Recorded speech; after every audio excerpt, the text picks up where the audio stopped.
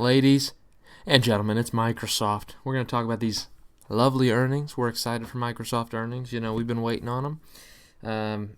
And you see, not really much reaction after hours in terms of the response to these earnings. So you see, really flat. Down just a little bit. We'll take a look at these earnings and see what happens. If you do recall, I anticipated a pretty decent beat, honestly, for this company. I thought they would do great numbers, especially if you look at both the gaming industry and overall devices. I think that they were going to succeed. I'm curious, and we'll take a look at these. So, I must say, this is what I would call an earnings smasher. It's incredible.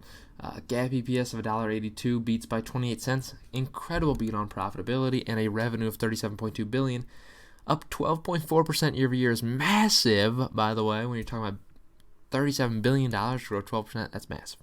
But beat by $1.42 billion. So it's a crazy good quarter for them. And the Intelligence Cloud segment,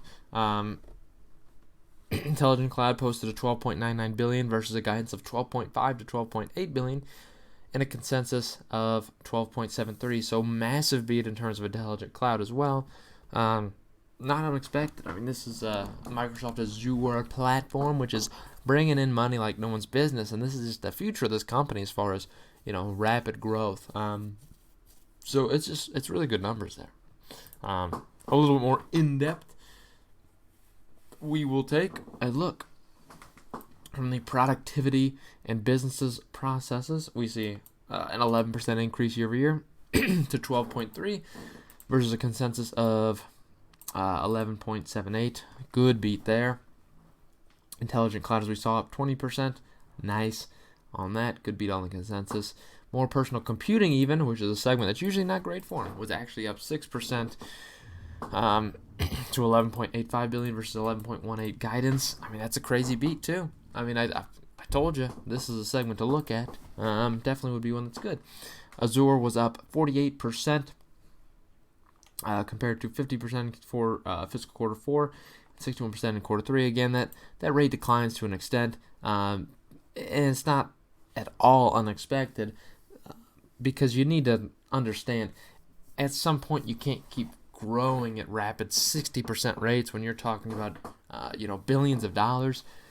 You're not going to be able to consistently grow 60+% all the time. It just doesn't work that way.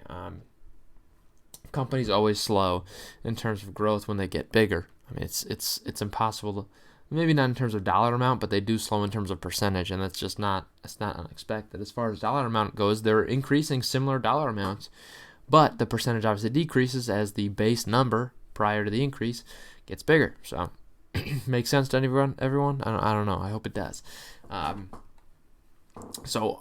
Productivity and business included the 9% growth of Office commercial products. Very nice there. LinkedIn, that's something you use for your genitalia. If it doesn't work right, was up 16% and Dynamics up 38%. Good stuff there. Good stuff. Windows OEM revenue fell 5%. Windows commercial products and services grew 13%. Pretty nice. And this is what I told you about here to look at. Xbox content services gained 30%. That's crazy. Very nice to see that. And we have a console, obviously, releasing next month. That's right. Surface revenue is up 37%. Very nice there. Search ads dropped 10%. Not unexpected, too. Ad rates aren't quite 100% recovered compared to where they were last year, so not unexpected. Capital allocation perspective, Microsoft returned $9.5 billion to shareholders through repurchases and dividends, which is up 21% year over year. Good stuff there. You like seeing that, especially when this company's buying back stock at these levels. It just shows management probably knows, this thing's not at ridiculous value. I think it's a completely, decent value, I would hope. Guidance will come the earnings call starting 5:30 p.m. with the webcast. Oh yeah, that's right. So just off that, you see really good numbers.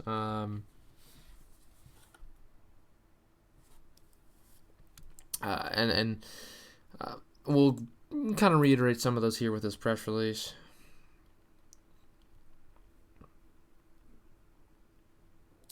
So I expect some good stuff to be read out here. There's a little bit more detail. So again, revenue increased 12%. Operating income of 15.9 billion. Incredible numbers. That's incredible. Increased 25%. You're talking about revenue of 37 billion, but operating income of 15.9, net income of 13.9 billion, increased 30%. Holy crap, this is a pandemic when a lot of people are decreasing their EPS lines by quite a bit. And here we go, increased 30%. EPS grew 32%. I mean, to talk about growing profitability 30% in a time in which a lot of companies are really facing big decreases, that's incredible. Don't know why we're whispering, it's getting me excited. It's getting me, wow. I'm not going to need any Limpictin, that's for sure. So again, just over the revenue segments here, business highlights, nothing crazy. Azure revenue at 48%, as we mentioned. Good stuff. Xbox content, as we saw, revenue increase. Good stuff. Those are good numbers. So we really went over those numbers. I mean, come on now. We did. The only thing we look at is going to be, as you know, my favorite thing ever. It's called the balance sheet, baby. Just took us a little bit to scroll down to it, and I do apologize for it. And I'm grateful that you have the ability to forgive me in all of my mistakes, and I will try better next time, and I will do better. But from a total current assets perspective, okay, you're looking kind of sad. Only 3 months comparison. Actually decreased 177 billion versus 181 billion. Really 182 billion if you look at it. Total assets in general saw a very minimal decrease, actually. 301 billion versus 301 billion. So only a slight decrease of 300 million. By that standard, I mean $300 million. I'm going to retire for the rest of my life, but and so will several generations of my family. But in this case, it's less. It's not much. But from a total current liability standpoint, they bought some of that down, or sold some of that down, I should say. 70 billion versus 72 billion, and total liabilities in general of 177 billion versus 183 billion. So in total, the balance sheet actually grew on this company. I mean, it's beautiful to see. It makes me pretty happy to see the stockholder equity rise, 123 billion versus 118 billion. Honestly, that's just a ridiculously good balance sheet. If you talk about just the future of this company and the dividend potential, that is a ridiculously good potential for this company as far as repurchases, dividend. There's so much cash on this company, and it's a premier balance sheet. As far as valuation, I mean, we're talking about a PE ratio around 37. Forward PE is a little bit under 30 right now, I believe. It's not a scary valuation for me for a company like Microsoft that's putting up fantastic numbers steadily. And you talk about a refresh on consoles. You talk about the potential. I mean, work from home is obviously massive, as you saw that. So that could be big for Windows. Cloud just continues to grow. I like big butts, and I cannot lie. I like this company, though.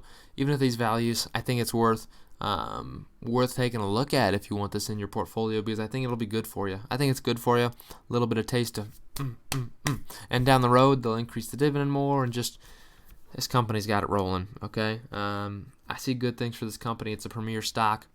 Not that I'm already up over 100% on it already, but I am, though. Hope you enjoyed this, and you have a good one.